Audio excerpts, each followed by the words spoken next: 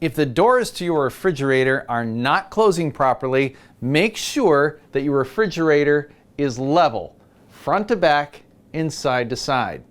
Some other tips: take a look at the gasket seal around the door of your refrigerator.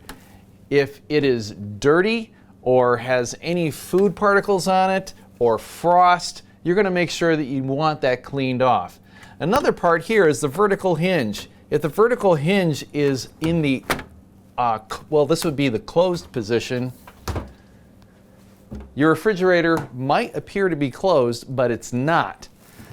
Make sure that the hinge goes inside the groove and then shuts properly. Another factor that could impede the doors from closing are food containers, food itself, even the storage bins that are inside the refrigerator, or even a shelf. A shelf might be out of place, and if that's the case, your door may not shut all the way. So make sure those are also closed properly. So those are your simple tips to make sure that the doors on your refrigerator close properly.